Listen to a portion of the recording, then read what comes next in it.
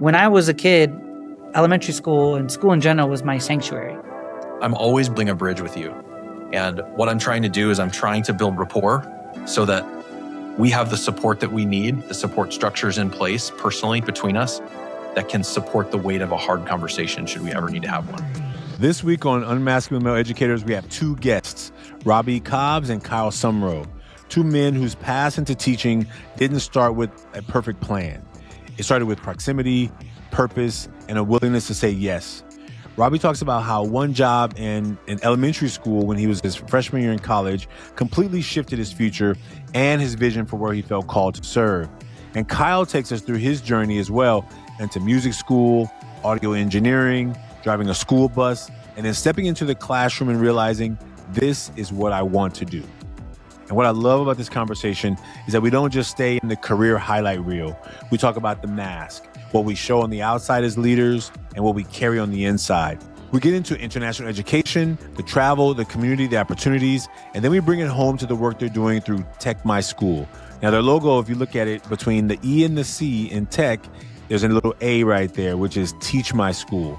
Supporting schools across Puerto Rico, where they're shining a light on needs that a lot of people don't even think about. This episode isn't just about teaching somewhere else. It's about what it takes to lead with humanity anywhere, especially inside systems that don't always protect people who need the most protection. In today's episode, we discuss 1, dignity versus respect, and why that distinction can transform how you lead students.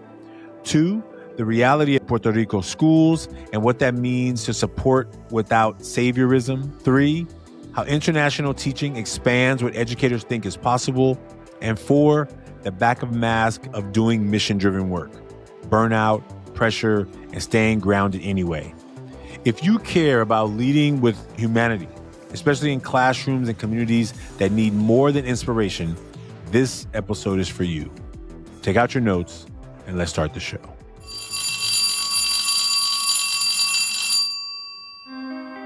As a male educator at your school site, it can get lonely. Only 23% of K-12 educators in America are male. And just think about what this gender gap means for your male students. They experience disproportionate levels of discipline.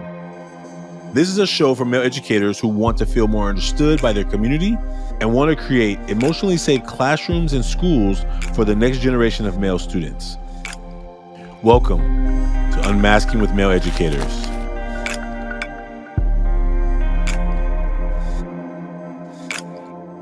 Welcome to the Unmasking with Male Educators, and today we have a guest. We have two guests. We haven't done this in a while, folks. So I'm really excited. So you're gonna have to, those who are listening only, are gonna have to navigate the voices, but you'll catch it.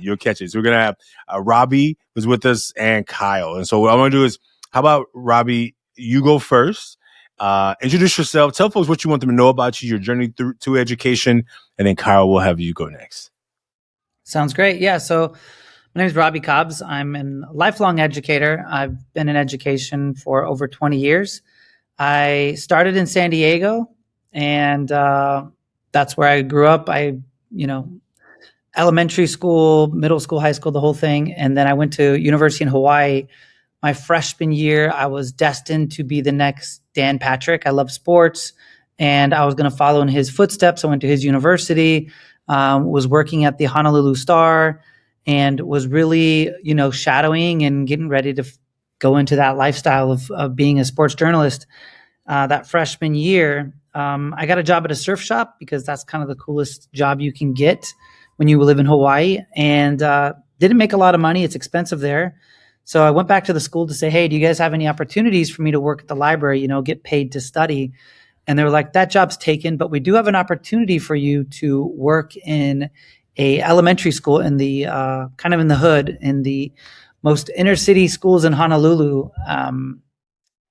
It's called Royal Elementary School. And they said, yeah, come in and teach some kids how to read. And, I thought about it and I was like, no aspirations of being a teacher, but I do want to be a great dad one day. I knew really early in my life I wanted to be a great father. So I was like, yeah, I can go there, learn some skills. I'll transfer these skills into Little League when I'm the coach or whatever, and let's have some fun. And sure enough, I get to the school and just a rush hits me as soon as I walk on campus, because all of those sounds, smells, and sights that I had experienced as an elementary student, but hadn't experienced since then. It had been like, however long, 10 years, 7 years, whatever it was. It all came rushing back. And I was like, man, like, this is so cool. I felt so at home. And immediately I was in the classroom, I was watching teachers teach, and it just felt very, very familiar.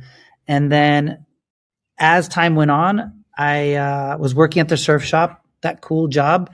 And I realized, not as cool as I thought it was going to be. I had a boss. It was pushy. It was sales. We were trying to hit numbers. He's like, these tourists were coming in. He's like, push the clothes on them and try to upsell this and upsell that. And I was always looking at the clock, like, when is this thing over? When is my shift over? Then conversely, I was working at the school, and it was the opposite. Like, time would just fly. I'm working with kids. I'm messing around. And I remember I was working with this one girl, and, the teacher comes up to me and she goes, she took the spelling test and she got 5 out of 10. And I was like, man, I'm so sorry. I've been working with her for like, a month or something. And 5 out of 10, that's not good. And she's like, no, you don't understand. This girl's never spelled the word correctly before. She can like barely spell her name, let alone a spelling word. Like, how did you do it? How did you get those 5 words? And I was like, oh, we were just playing tic-tac-toe. And then I switched from letters to words. And then before I knew it, we just put in the spelling words. And I was just playing a game with her. And I remember thinking, in my profession, I wanted to dress nice. I wanted to have a tie, and I wanted to be professional in whatever I did. And there was this teacher who walked by, and he had the get up, the tie, and he dressed very professionally. But in his pocket, he had crayons, like a box of crayons. And I just thought that was so cool. And, I just knew that, this was it for me. And so that was my freshman year. And then I reflected on, like, why did that feel so good? Why did I feel the way I felt about elementary school and schools in general? And it's because when I was a kid, elementary school and school in general was my sanctuary. So I was like the poorest kid in school. I was on free lunches. I didn't even have electricity at home. And so at school, that's where adults cared about me. At school, that's where I could flourish, and people were paying attention to what I was doing, and I could be myself, and it was a safe, healthy, warm environment. And so I knew I wanted to do that. I wanted to help the poorest kids, and I wanted to serve kids and to give back. And so I was like, for sure, I'm going to go back to California. I'm going to go back to my elementary school, and I'm going to be that elementary teacher who like is a second grade teacher forever, on the end, room 17, Mr. Cobbs, I'm there for 40 years. Like, I was like, that's going to be me. I didn't know a lot about myself back then, because I don't think I could ever do that. Simply because my core values, I love to learn and I love to serve. And part of learning is experiencing new things. So I'm always pushing myself to learn more things. But I went back to California that second year. I started working in the inner city schools. I worked inner city schools for about 5 years in California, in San Diego, National City, Chula Vista, and downtown San Diego. And while I was there, I learned a lot from the master teachers, and just working with those kids, and really got a perspective of what works well in inner city schools and what doesn't, and what the challenges are. And my college roommate was from Sweden, and I was like, man, when we were in Hawaii, he's like, man, America's so great. And I was just like, man, this is weird, America. You got to come to like the mainland. If you go to the mainland, you're going to see real America. He's like, all right, I was like, you got to come to San Diego. He's like, all right, I'll come to San Diego, but you got to come to Sweden. And I was like, Sweden? Why would I ever go there? I was very closed-minded. And I was like, all right, fine. If that's what it takes to get you to come to America, I'll go to Sweden. And so I went to Europe, and we did like the backpack travel around Europe thing, and man, I had such a blast. It opened up my eyes to the world. I went to like maybe 10 countries, just cruising around, that sophomore year of college, and I loved it. And every year I kept going back to Europe, and I knew that I love travel. I love learning. Like that was me. And so after I graduated, I was like, man, wouldn't that be so great if you could like travel and teach, but I was like, you can teach English, but they pay you like $8 a day or whatever. And, it's not a lot of money. I was like, I'm talking about like career. I'm like, that'd be so cool. And I met a guy when I was over there. He's a buddy of mine. And one day he kind of texted me. He's like, hey, I found somebody at a party and he's an international teacher. And I'm like, what's that? He's like, no, there's these schools are called international schools where you can work, doing the pep rallies and K through 12 education and, learn about George Washington, but overseas. And I was like, why would anyone else want to learn about George Washington? They have their own George Washington. You know what I mean? But it turns out, everyone in the world has, an iPhone, but you need more than just someone selling it at the store. You need someone to work with logistics. You need someone with marketing. You need all these different things in each country. And so you have people who move to these countries who are in charge of Apple for Asia or for, name your country. And they'll be there for like 2 or 3 years and they have a family. And so they might go from like Chile to Japan to Hungary. And it's like, how do you have continuity? Well, there are these American international schools. And then there's also diplomats. There's also like kind of the royalty of the family of the country that'll be a part of it. So I learned about this international teaching and I was like, this is so cool. And I found out about it on a Saturday night. I spammed 1 million resumes to every international school in the world on Sunday. And then Monday morning, I got a call like, hey, you ready to come to Kazakhstan? And off I went. I went to Kazakhstan and taught kindergarten. And then I continued on. Then it opened up this world to international teaching. And that's where I met Kyle, was traveling through these international schools. And it's what's really, if you've never heard about these schools, what's really great about it is they take care of your housing. They take care of your medical. They take care of your flights. You also don't pay taxes. Well, after 110,000 per family member, it's tax exempt. So even though you're making that teacher's salary, it's really like living at mom's house and she's the one paying your salary. You know what I mean? Because it's like you save everything. It's just food and cell phone pretty much. And so it's a great way to financially kind of get ahead and see the world. Cheat code. Yeah, it's a big time cheat code. So yeah, I love that. And it was the opposite. So I went from working kind of like the let's just say the worst schools of these inner city schools that had the most challenges to these like elite private schools. So I got to see the other end of it with like these great kids, no problems at home. It's the opposite. Everyone's just super focused on learning. And it was just a great experience. I bounced around the world. I've traveled to 65 countries and then was in Nigeria before I landed here in Puerto Rico.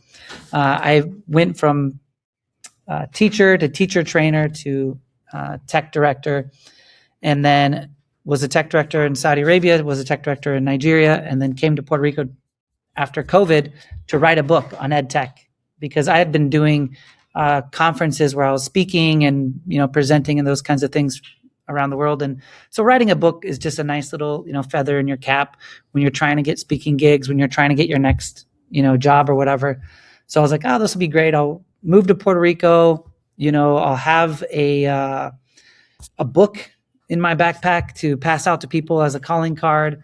And it'll be a nice year off. I can finally take a break after 15 years of working in international schools. And I got here and I put my kids in the schools and I thought it would be like Hawaii. I was like, I worked in the worst schools in Hawaii. Puerto Rico, for those who don't know, it's America. Everyone's American here. They have Costco and National Park Service and USPS. And, the same little mail trucks are driving around the city like they do in San Diego or New York or wherever. And so I'm like, yeah, this is my country. This is home, And so, but I had never really been here. And then I put my boys in the schools and I was like shocked.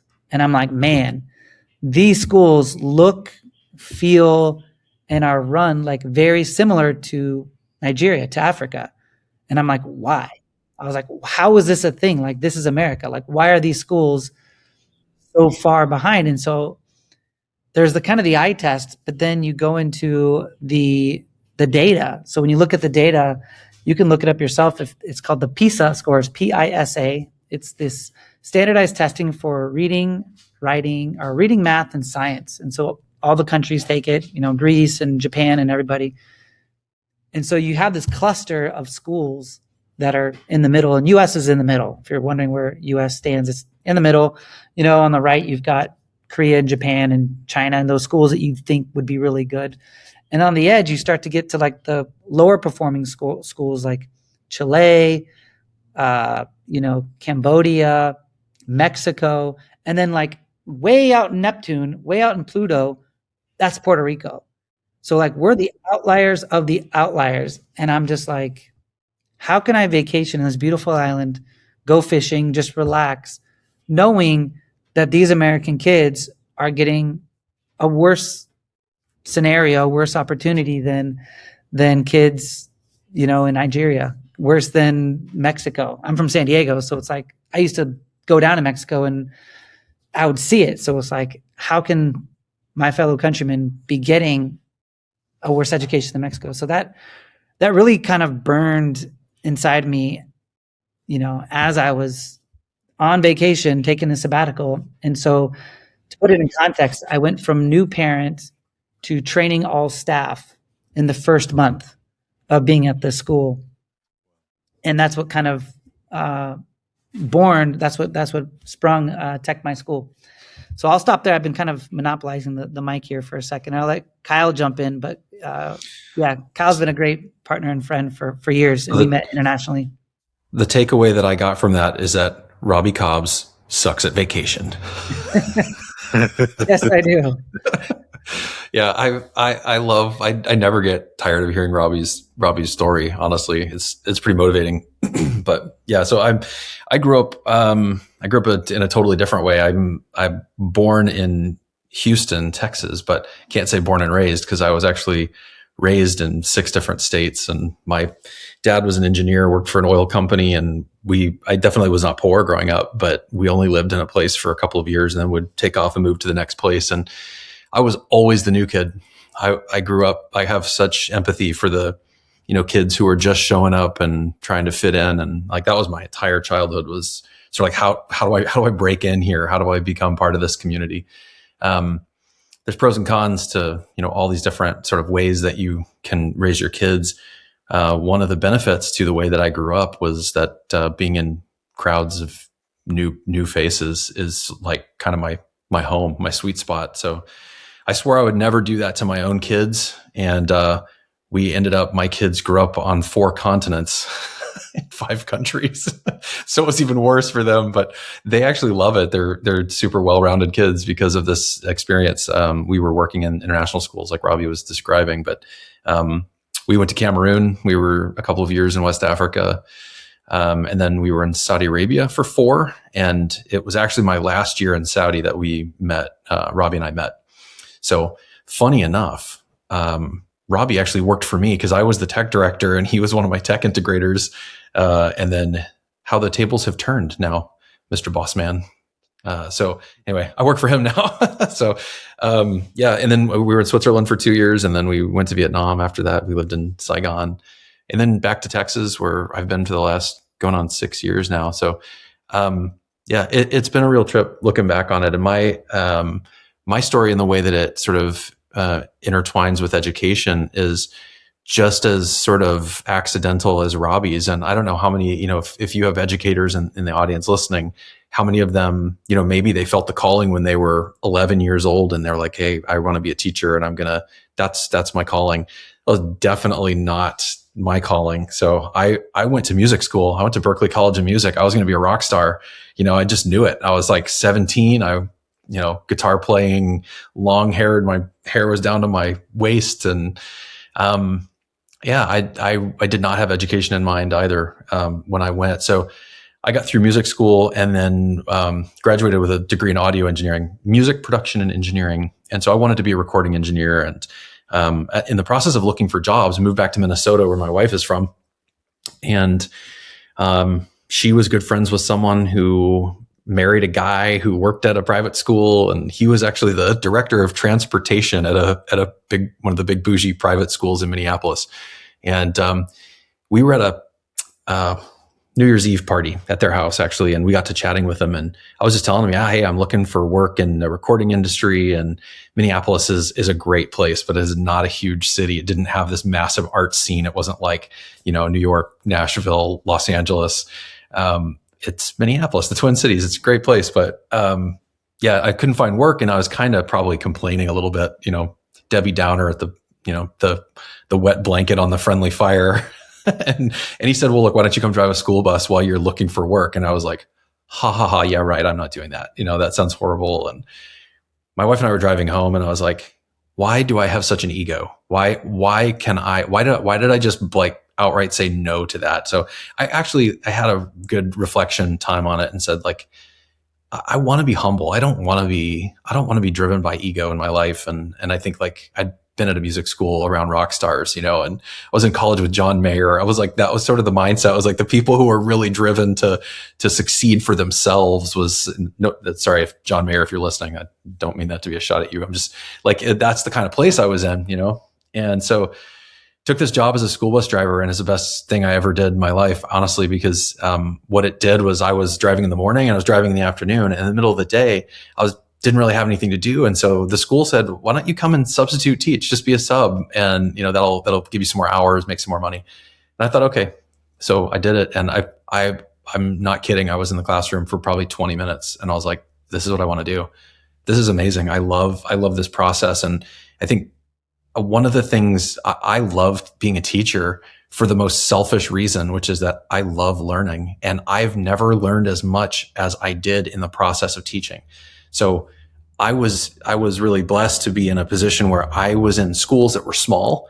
And so I ended up going back to school, getting a degree in biology, and then became a biology teacher. So I thought, right, they say when you want to make God laugh, just tell him your plans. So I was like, I'm going to be a biology teacher. And I taught one semester of biology, and then I became a computer science teacher, a filmmaking teacher, audio engineering. I did an automotive engineering class at two of the schools I worked at. So anyway, it was like these really random things, but what that meant for me is it meant more learning. So the school would say, hey, we have a need for, fill in the blank with some random thing. And I'm like, ooh, I'll do that. So I got to learn all kinds of different things. And that's been, to me, like, that's the juice for me is the learning. So, and then with technology, I was always on that track. I was working as a tech coordinator at the same time while I was teaching a full load, right? And then I kind of worked my way into position in Saudi where the school actually asked me if I wanted to be the tech director, because the previous guy, was quitting, and they said, I think you'd be good at this role. And I said yes without having any idea what I was getting myself into. It was like just more research, more learning. How do I do this job? And hilariously, Robby, it's funny because I've heard him actually tell people, and I always wonder, like, is he just lying to make me look good? But he'll be like, I learned a lot from Kyle. And I was like, I don't know how you learned anything from me, because I didn't know what the heck I was doing, So Robby and I sort of, like, in a lot of ways, I think we just learned on the job together. And we did that through professional learning community, our PLC, right? Like we just got to know so many people who were veterans in the game, who had been classroom teachers turned, technology people, but like had done it a decade earlier and had all this experience that we could kind of glean from. And it's literally been 20 years of on the job kind of training I think for both of us in a lot of ways. So, but one thing that I would say, and I think this maybe leads the conversation into sort of like what we're doing now with TechMySchool, is that we've amassed I don't want to call it a random skill set, but there is something kind of random about it, in that Robby and I were classroom teachers first, right? We went into the education game kind of behind the desk. We were working with kids. We were on the front lines, and we did that for a lot of years. And I think in some ways there's a level of efficacy in being a technology leader. And this would probably translate to other areas in school work too, but in technology, if you don't have that experience in a classroom, if you were never sort of the intended end user or delivering the product that whatever it is we provide, to the students who are ultimately our clients and who we work for. If you hadn't had those experiences, I don't see how you could operate with the same level of knowledge and efficacy in your, program building. So yeah, I guess, that's probably a good place to see if you had any more questions for us, or, if you want to turn the conversation a little bit more to like kind of how that led into what we do now, which is totally different and still somehow the same. Yeah. Well, first I just want to say I'm super inspired by the work you all have done, and and the stories and the journeys of thinking I was going to do one thing and then doing another. I think it resonates really deeply with my own story. And so I'm really excited to learn more about that.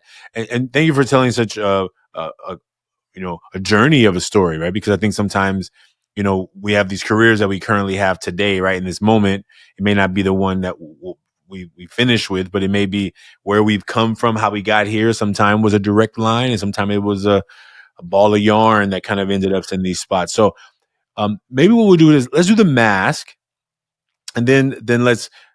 I want to hear more about what TechMySchool, what you do. Like, what is it that you do? Because I'm sure people who have heard it for a few times are really excited about it. Because I'm really excited to learn more about it as well. So, and first of all, I've heard of international schools. There's actually a thought that's been in my mind on many chapters. So I look forward to Yeah, honestly, if college counselors told kids what international teaching was and what it entailed and the benefits and all that kind of stuff, it would be the most competitive job to get in teaching by far, because it's just so great. The experiencers are like unmatched, and the kids you work with are just such great kids. So you can to travel.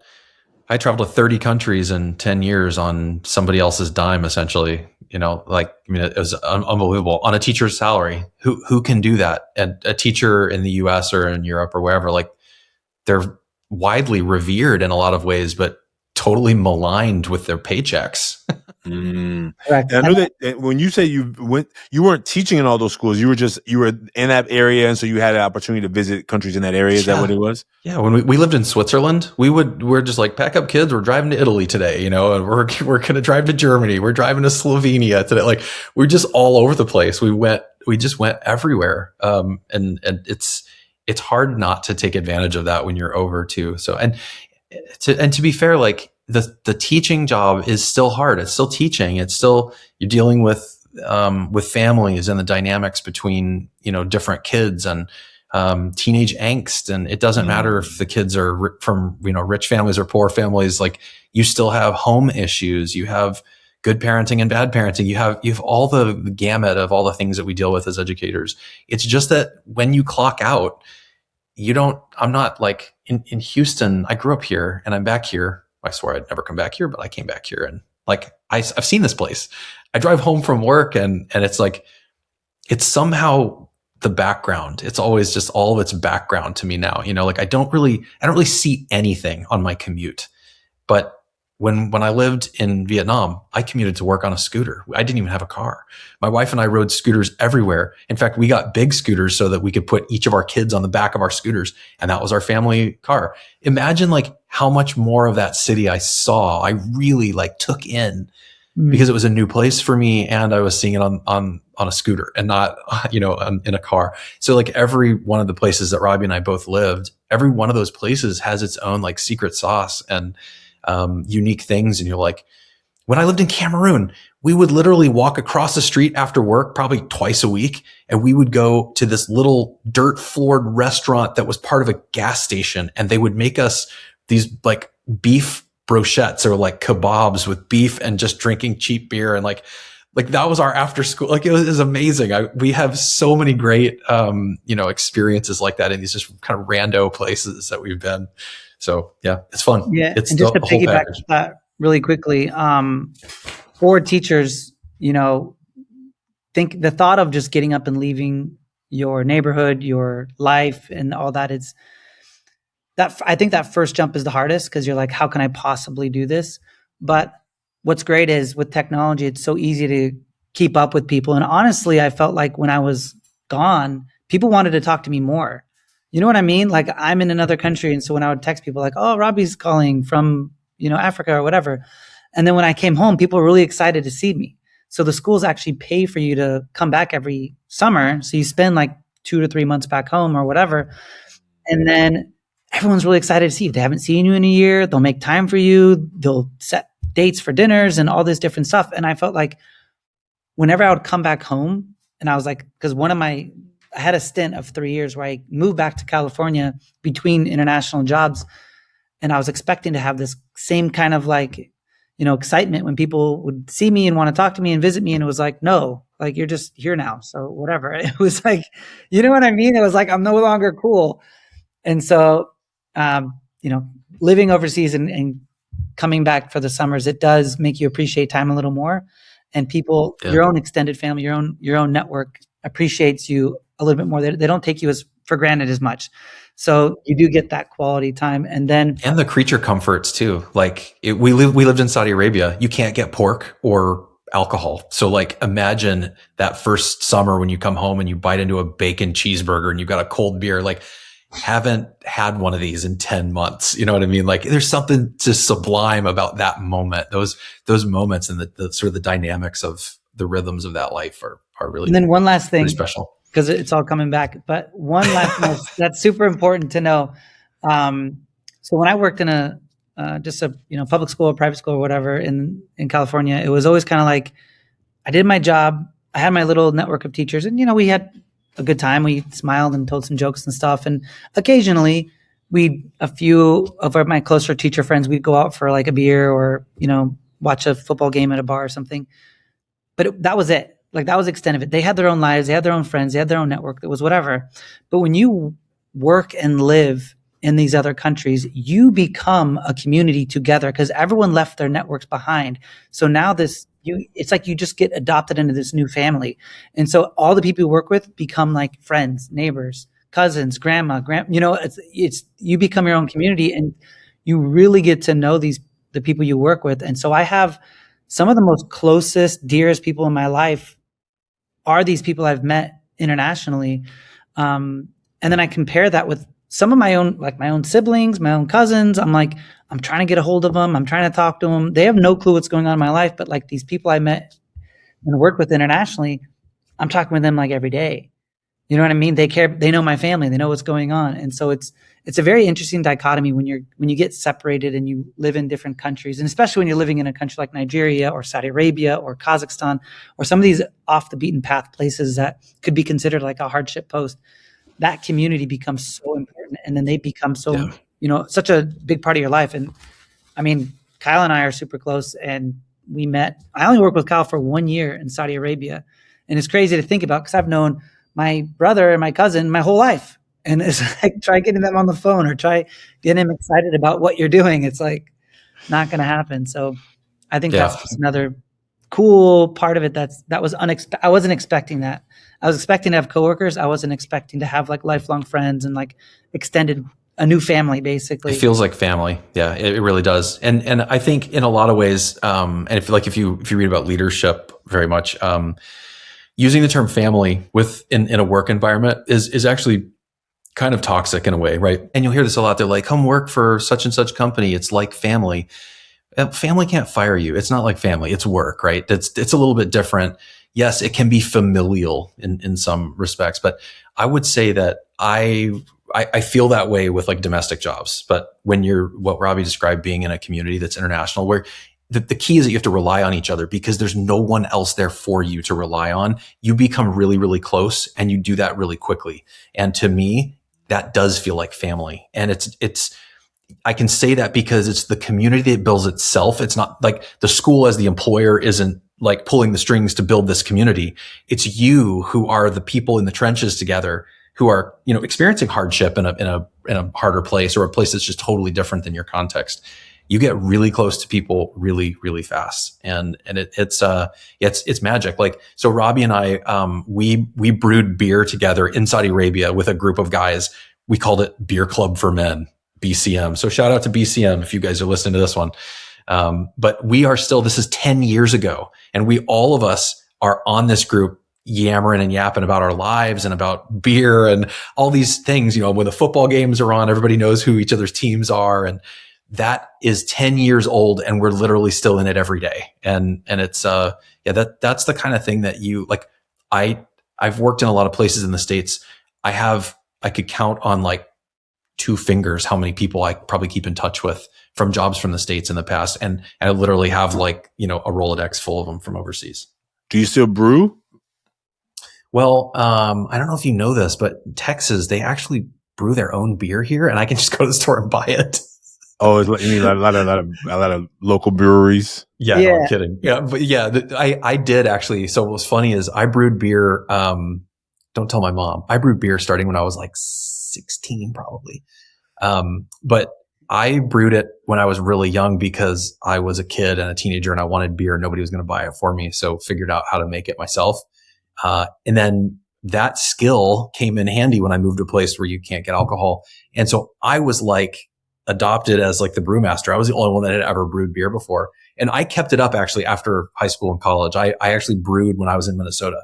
And so like I would have my friends over, we'd, drink beer, try all these different beers that we made and whatnot. So then moving to Saudi Arabia, we had to figure out like, I will just say that when I was in the science department, I noticed that our eye washing stations for the chemistry labs, they actually were operating off of a Cornelius keg, a 5-gallon like airlocked keg, which I knew what it was because I had brewed before. And I was like, wait a minute, if I can get a keg here, none of the ingredients are technically illegal. Let's see what we can do. So every summer when we would come back from the States, I would have like 3 full suitcases. Those are 70-pound suitcases, international, full of brewing supplies, hops, malt, grains, flavor extracts, all these different things. And then what we ended up doing was turning a little mini fridge that we got at some local store in Saudi, turning a mini fridge into a kegerator. And so I had what I would swear by was the only tap beer in the Kingdom of Saudi Arabia in my kitchen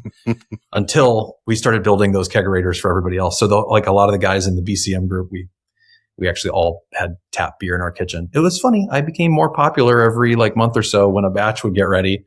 I would call one friend and say, hey, I've got a batch of Hefeweizen, that's coming up on, tonight or whatever. It's done. And like 14 people would show up at my house. I'm like, I made one call and now like everyone I've ever met has just shown up at my front door, like with their empty mug. But it's true though. Like when you're making it, there's a bit of pride. We had these like kind of like, I'm not gonna say cook-offs, but we had these like drink-offs where it's like the taste. We call it the taste, where you can see who had the best beer, best wine, best cider, best whatever. And there was some pride that went with it, like when you're really good at making ribs or cake or whatever, you're like, oh, I make the best one. I'm always going to do it. And I thought when I left Saudi, like I'm always going to be brewing because this was so cool. And like within the first week, I'm like, oh, never mind. I'll just go to the store. So much work. Yeah, I'll just go to the store and get it. They do a better job than me. Yeah. I mean, first of all, let me just say you two have a passion about this international experience. Like you probably know you have a passion, but I'm just saying on this side of the window, on this side of the screen, like it's almost like you're back there again. I'm watching you two kind of feed off each other in stories. It's actually beautiful to watch. I think it's a testament to the power of finding the thing that makes you come alive, right? And I think that's what this is about, right? And I think that maybe let's do. What I want to do this. I want to do the mask because I think that that's important for us just to kind of set the ground. And I want to come back to this question right after the mask. Like you two as friends, when you met in Saudi Arabia, right? Did I get that right? Yeah, we were neighbors. So imagine that. So you met there, and it sounds like I don't know if all the beer club for men. Well, it was a beer club for men, so it was all men. So I want to learn like about men in education in the international school because maybe it's different than what we see in the U.S. Mm-hmm. We know that there's only 22% men educators here in the U.S., and maybe there's a different experience when you're in these international schools. But for the sake of context of the mask, and I think a lot of you have spoken to some of the topics, but let's do the mask. And so the mask is this concept, and maybe as you think about how you share the mask is just here's the front and then here's the back. Here are the things that I, as a teacher, as an educator, even if you put it based on today, here is today what things I talk about a lot, and here are the things I don't talk about as much. And then, and since we're, coming up on time and I want to make sure that I respect your time and get you out of here early on time, I want to like at least learn about what you all are doing in Puerto Rico and through TechMySchool. So, for the sake of, I'll go first just for modeling sake. And today I drew a faceless mask, but here's the mask today. And the 3 words are things that I let people see. I wrote serious, caring, hardworking. The 3 things that I talk about a lot that I let people see. And and definitely it resonating with you all about how much you care about education. It's so passionate, it's so powerful.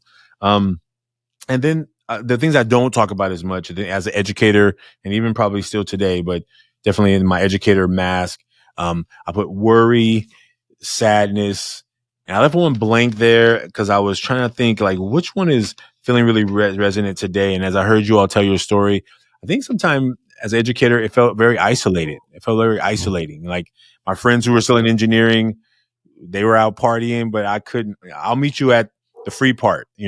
I can't meet you at the pre or the dinner. I'll meet you at the free the free part, right? Because I had to be mindful of that when I changed profession. So I think as an educator, it was like isolation felt sometimes a real thing that I didn't talk about, but I experienced. And so, how about Kyle? You go first this time. If you would like to go first with your math. Yeah. Okay, so mine is probably busier than what you did on yours. But so things I share with my community. So the first thing is treating all people with dignity. So, and that's as opposed to respect.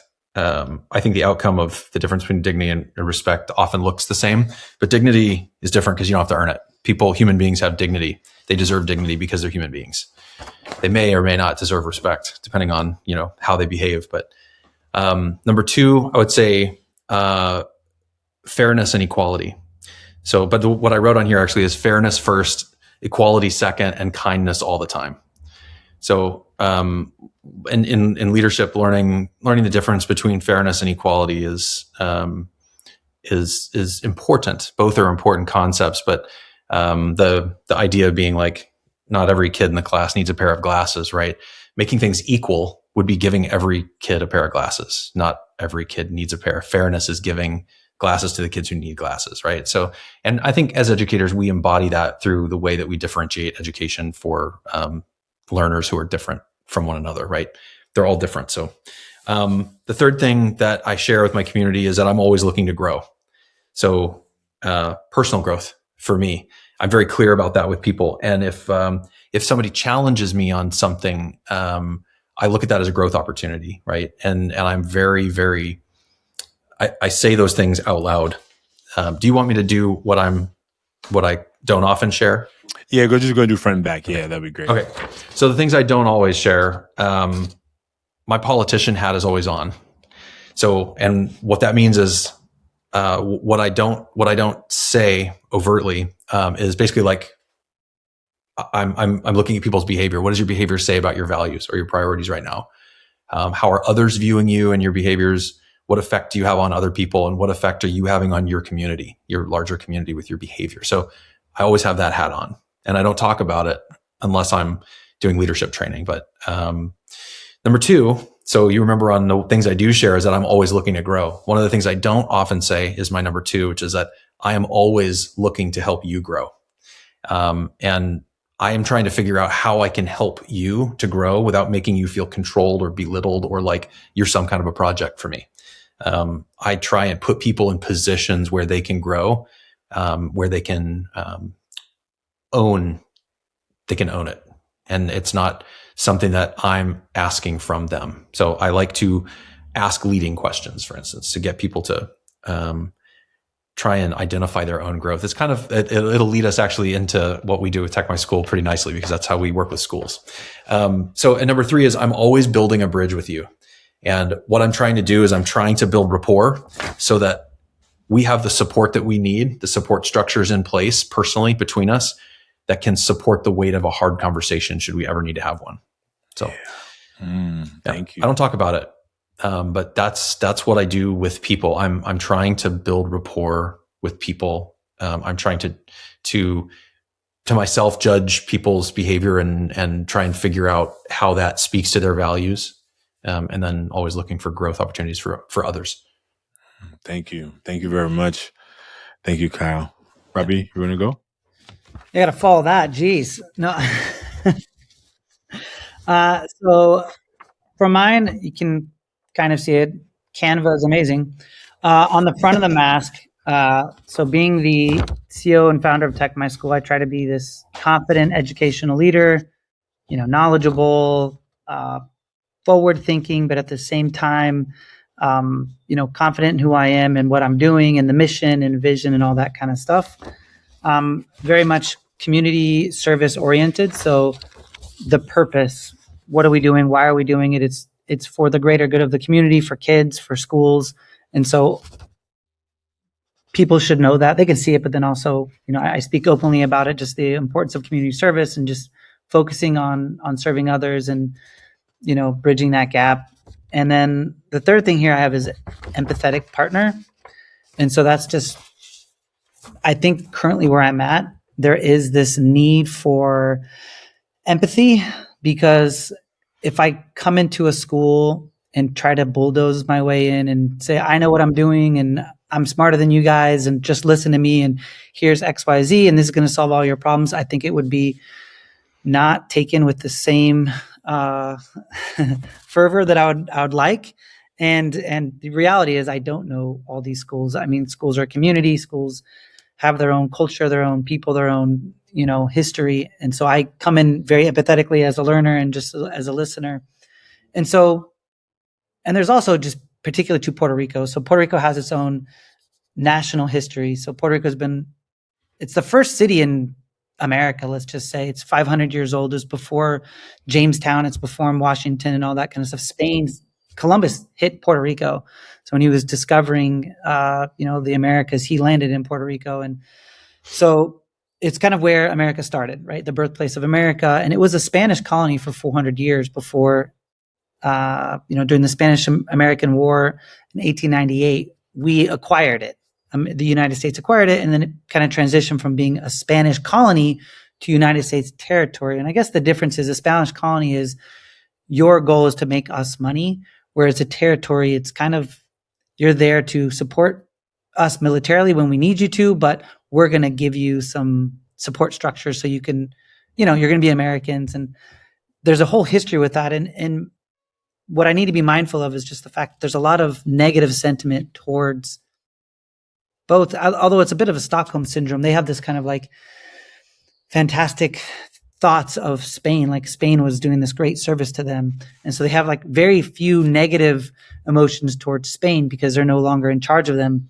Literally at the time they were slaves and, working on sugarcane plantations, and then they would take all the profits and go straight to Spain. But now that America is kind of, United States is the one that has, governance over Puerto Rico, there's this negative sentiment towards white people, towards Americans in general. And so this white saviorism mentality, I have to be mindful of that, because there's been good people who've come to Puerto Rico trying to do great things here and work with the local populations, but they've come without empathy and just kind of like, I know what I'm doing.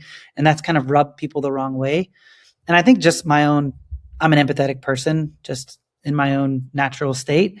So I think that's been a real help for me when working with schools. And so you can see that the front of the map is I'm an empathetic guy. I come in with that empathy. And so because of that, we've had great success here because we're not. Plus your international experience too, Robby, I think has played a big part of that. Internationally coming from Africa and having perspective.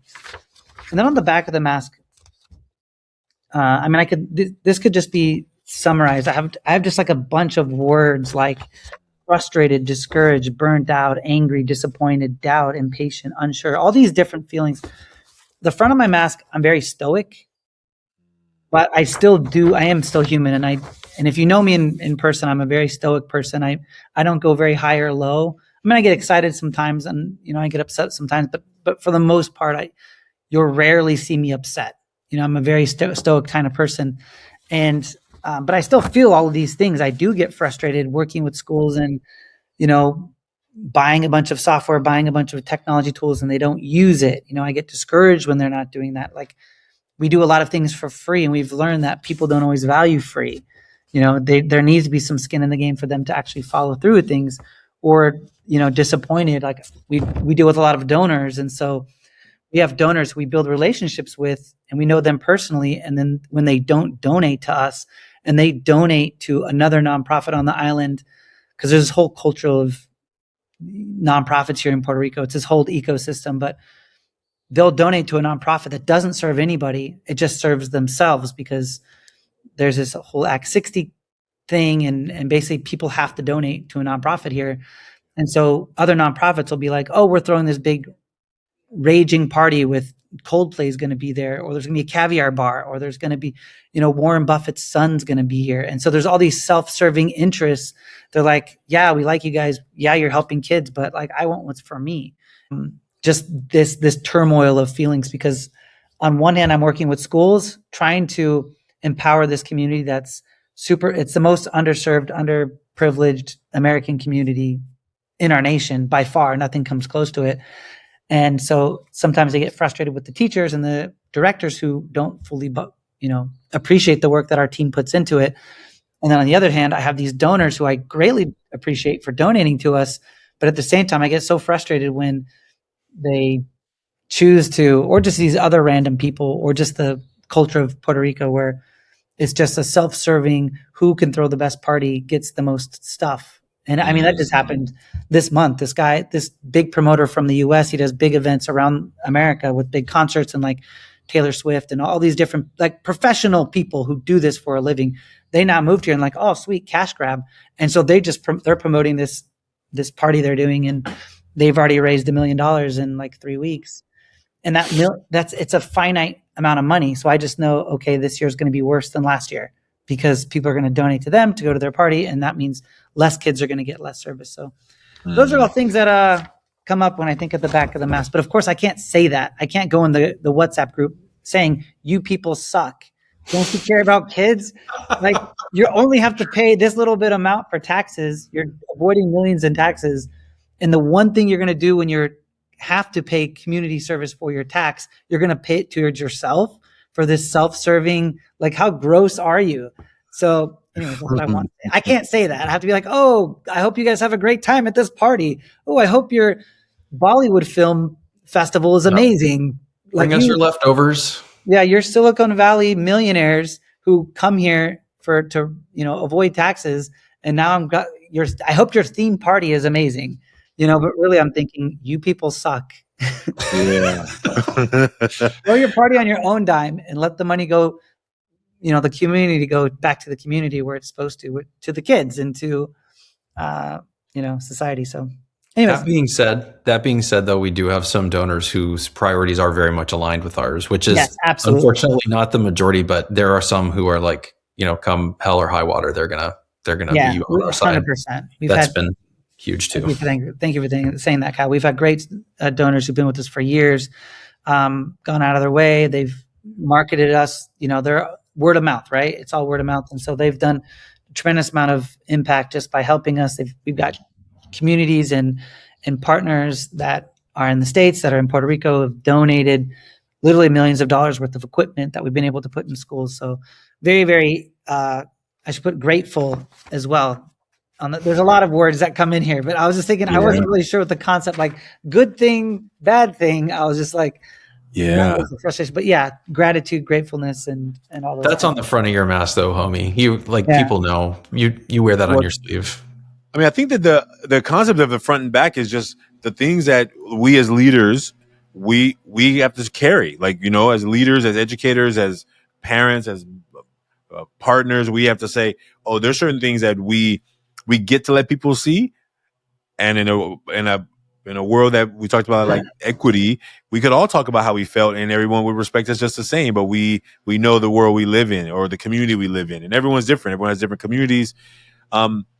Tell us, because I think it's really powerful what you're doing. I would like to hear more, maybe, and I know that I want to respect your time. So maybe if you could just give me an overview of what is the work that TechMySchool is doing, and you talk about people donating. So maybe we'll make sure we put your information so people can reach out to you and find you.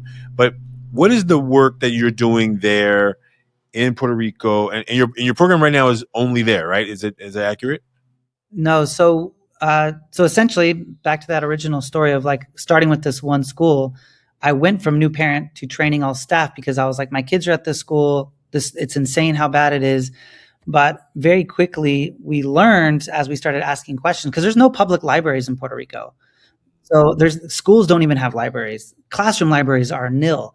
And so I just asked that question, like, how are you teaching reading? There's no books. There's no library. Like, how is that going? And like, oh, we have what we have. And I was like, well, would you like Epic?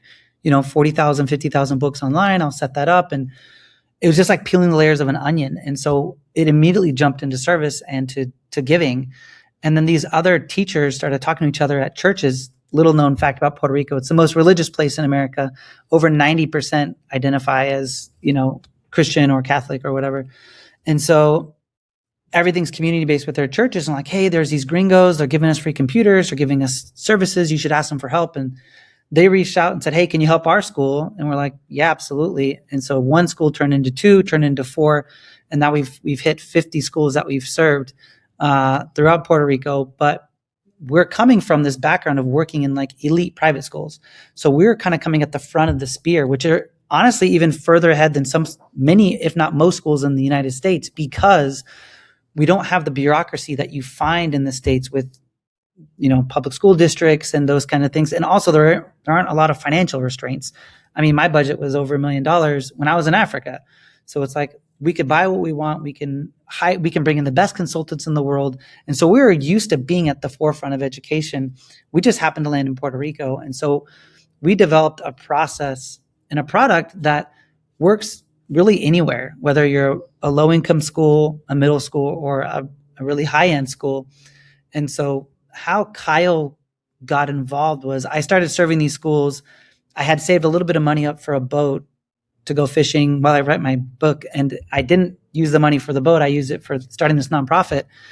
And so, as we were going through it, I was like, I know as a tech director, there's always old tech in some closet, right? And so knowing that as a tech director myself, I reached out to local universities and I went to like the techiest university here, and they had some old computers and we got them. But then after that, I was like, the wells kind of dried up. There really isn't much more in Puerto Rico. And so Kyle was a thought partner of mine, and I was like, hey, Kyle, you're at this bougie school in Houston, da-da-da. And Kyle's like, heck yes, I got all this stuff. And so really it was such a great, and grateful partnership where he was like, let me get you guys some computers and some donations and stuff like that. And so we were just putting those in schools like immediately. And we also do something called Week Without Walls. So Week Without Walls is something that they do in international schools where instead of learning about Rome in a book, you go to Rome and you're there for a week. And it's, again, these wealthy private schools where kids can afford that. And so I had taken kids everywhere. I've taken them to Greece, to China, to all these different places. And so I was like, I want Week Without Walls to come to Puerto Rico, and I want them to come from the States so they could feel the difference between where their school is at in some private school in, Houston or New York or wherever, and then an American school here in Puerto Rico. And so Kyle had come and he brought his kids, and Old Faithful. Yeah. And so he brought his Send me kids. some kids. Yeah. And we have another group that's come, I think 4 years now. They're from New York. So this group from Manhattan that comes every year. We had a group from Pennsylvania. So we had different groups coming in. But when working with these schools, it became a process. We systematized it. Like we come in, we do these different steps. And then at the end of it, we create what we call an ITP. Like, in education, there's an IEP, right? So an ITP is an individualized tech plan. Where an IEP, because every kid's different, every school's different, right? So we have these ITPs and we have this whole structures of like, we go into a school, we look at systems, like everything you can create, touch, make. Then we look at building capacity. So what the adult learning looks like in a school. And then we look at student empowerment. So like, what are kids actually doing? How are we preparing them for like 2035? And so I kind of, through my network of Kyle and other educators I knew, and I was writing a book on this stuff, right? Of systematizing this process. And I was like, Kyle, we've done this now in Puerto Rico. We've created these tech plans. We have this system. I'm really high on it. I think it's great. I would love to kind of give back and give something back to Episcopal, the school he was at. I'd love to come to your school and stress test it and give back, like see how it goes there. And Kyle was like, well, tell me what to expect. What can I do? I'm like, no. You're going to experience this as a client because I need feedback. Because if I suck, and I was fully expecting to suck. Like, remember, I used to work for Kyle, right? So I'm like, if I suck, you're going to tell me like how this thing can get better. And, we'll do it for free. And so I'll fly out there and do it. And so I'll pass the ball to Kyle and he can talk about that experience and then go from there. Yeah, this experience is the genesis of my getting in full time into the company, because I was, spoiler alert, I was so impressed with this whole process. But when he came to me and asked, I think, having that, rock star ego that I carry around with me, I was like, well, it's cute. You're doing this for these little poor schools in Puerto Rico. What could you possibly do I'm working at literally one of the highest achieving top private schools in the state, probably top 5 in the state of Texas. We are producing, Ivy League graduates, and we're sending kids are playing in the NFL, and they're just firing on all cylinders. Great school. So he comes in, and that's kind of my attitude. I was like, well, I'm in this really amazing place, and obviously I'm in charge of technology. So what could you, possibly bring to that kind of mentality, right? Just the opposite of a growth mindset, as it turns out. And so when he came in, and he wouldn't tell me what it was about, I was like, okay, well, let's give him a crack at it. And the reason I said yes to it is because I've known Robby for a long time, and he is one of the best educators I have ever worked with.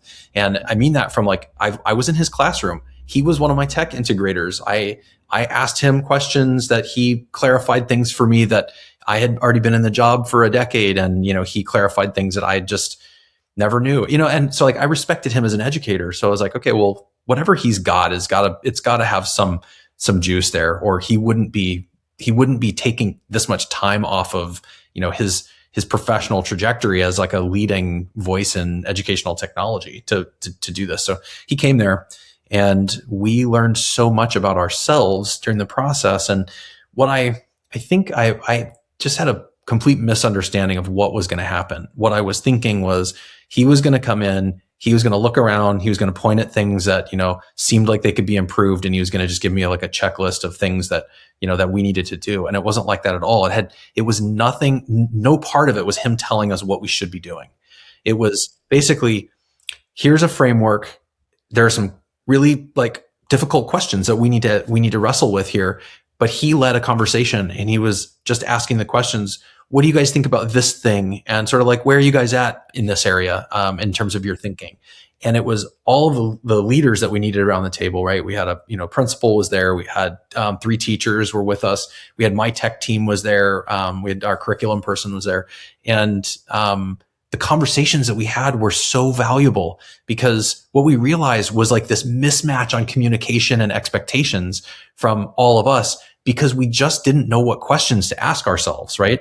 We were so well funded, and the school's leadership had such willingness to they gave me and my team a lot of freedom to really build and to really spend money on the things that we would sell to them as kind of, here's the next sort of direction that we think we want to take.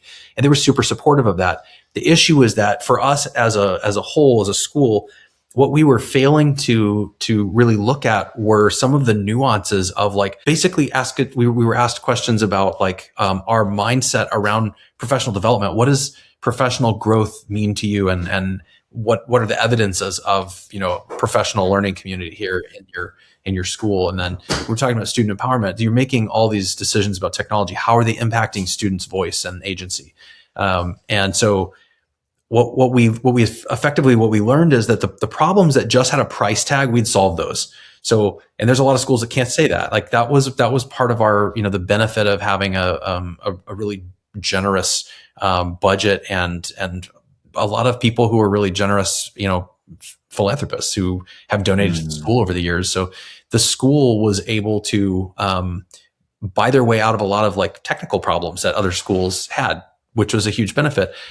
But then what we realized was that the places where we sort of identified the most growth were all really about just our viewpoint, the ways that we were looking at things, and the conversations that we had about even just what resources teachers perceived to be available versus what was actually available. We found out that one of our teachers had been paying for subscriptions for all these different science things that we were actually paying for, but she was paying for them on her own because she didn't realize that we were paying for them too. So there were these very strange mismatch pieces that were just communication issues. And when we got done with this whole process, I told Robby, I was like, I'm in, whatever you need from me, full stop. What I really wanted, I think one of the things I learned about myself during this is one of the things that I've wanted from my career is just impact. I've wanted to try and scale the ways in which I'm able to impact other people. And there was a part of me that was a little bit jealous of, I mean, I'm an entrepreneur and I've built several businesses, and to see Robby doing this, but it was aligned with his core values and his like knowledge base as an educator. And he had sort of all these different pieces going where like the businesses that I created, I had a recording studio, which I was passionate about for sure, but I had a recording studio. I owned 2 restaurants. I started a company where we turned old bicycles into kick scooters, like super fun stuff, totally not aligned with my sort of professional aspirations. And so then there was a part of me that was kind of jealous. I'm like, Robby's a guy who I really respect, who's really doing it. He's really like, he's put his money quite literally where his mouth is. And I would say where our collective mouth is as educators. We talk about wanting to make a difference. We get into it. Nobody gets into it for the money, right? We get into it because we want to help. We want to impact kids. We care about our democracy. We care about all these things that are good. But how risk averse are we? Teachers are some of the most risk averse people in the world. We tell kids take risks, right? Be risk takers, but we ourselves are not risk takers. And so I saw Robby really taking a risk and doing it in such a kind of a calculated way that, you'd expect from a technology director. But it was really, really awesome to be on the sidelines and to also to be included in it. I think, like I'm I want to add something, Robby. It sounds, Kyle. Thank you for the recipient of this service, and now a person who is now on that team.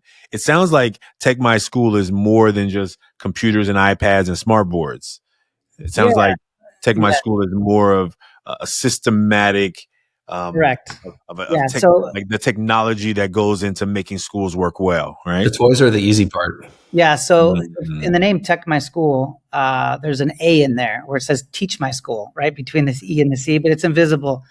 I don't want to come off as, pompous or whatever, arrogant. But yeah, so really the technology, it's just the carrot kind of to get in the door. Like, hey, do you guys want free iPads? And then once we're in, we're like, great. How do you guys teach English? How do you do writing? How do you do math? Because giving someone a device and saying, here you go, and taking the picture and patting yourself on the back, that's just one thing. But unless you're giving that continual ongoing training, they're not going to maximize it. They're not going to use it. And so what we're really all about, I mean, in our core values of the company, we're tech centered, but we're learning driven. So we really care about is teaching and learning and empowering kids. And we know that buildings need to have certain things within them, utilities within them, great internet, the devices, the curriculum, all these different pieces. But we also know the adults need to feel confident in what they're doing. They need to feel skilled and want to give these skills to the kids and to know that what I'm doing is going to matter to them and their future. And I feel confident, even though we're all learning at the same time. I mean, ChatGPT was dropped on us like in 2021 or whatever it was. It wasn't like we all went to college to learn how to do ChatGPT. And it's just exponentially more and more is being dropped on us. So just taking away from that, I'm the center of all knowledge and, I'm not going to speak unless I'm an expert in it, and just being like, no. We're all learners in this room right now. I may have like a roadmap that you guys don't see, but I'm going to be learning along the path with you. I'm guiding you. I'm a facilitator. I'm a coach. I'm a support, and I'm going to try to get the most out. I'm a motivator. So I think the role of teaching just has to change, and technology is just the tool to get us there. And so with these schools that we're working with, we're really just trying to empower kids. And I know if I just show up with the computer, take a picture and leave, nothing's really great that's going to happen. And but the name in itself is kind of fun. In the 90s, there was a show called Pimp My Ride with Exhibit. Right? Absolutely. Yeah.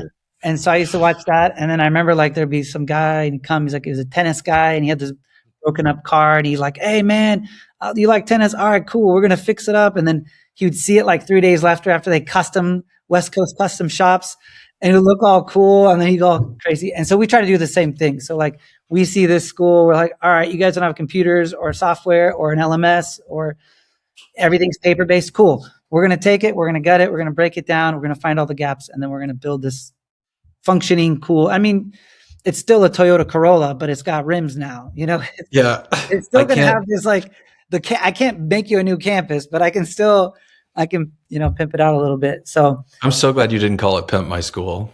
I think we'd have 0 clients. It could have been Pimp My School too, but. Well, I really, before we recorded, you were talking about, I heard the excitement in your voice of buying this rug for this elementary school, which I think was really testament to this idea that is more than TECH tech. It is more of the TE with the A in the middle, teach. Yeah.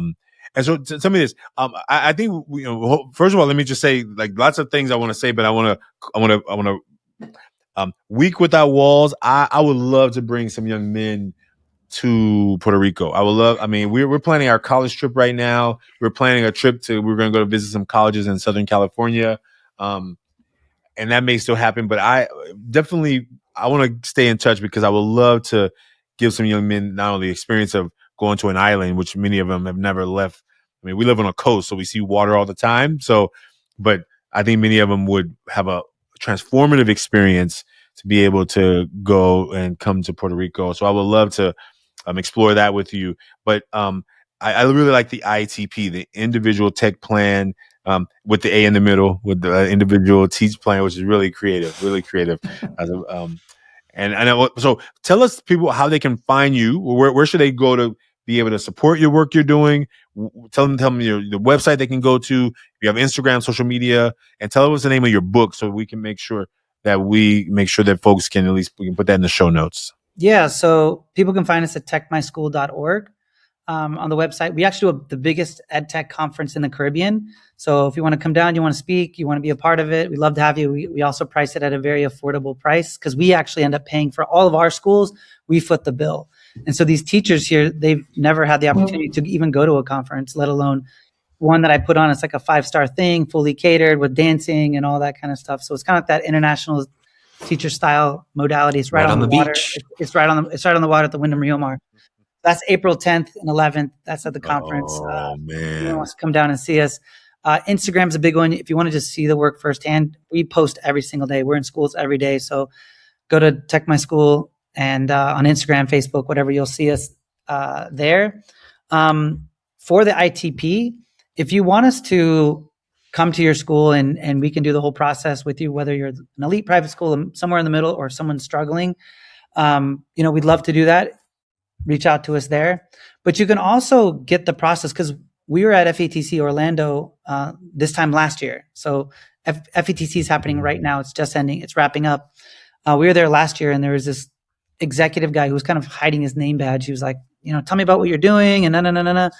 And he's like, man, I really love this idea of the ITP. He's like, can you do it for 1,000 schools? I have all of Florida. And I was like, no, we have a team of 5 people, we can't do that.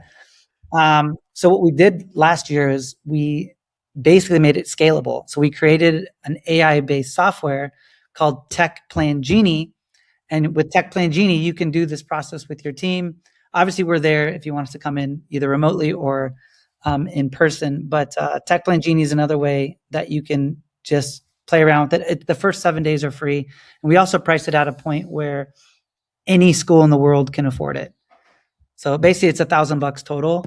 And so that's like $83 a month. And so any school can afford $1,000.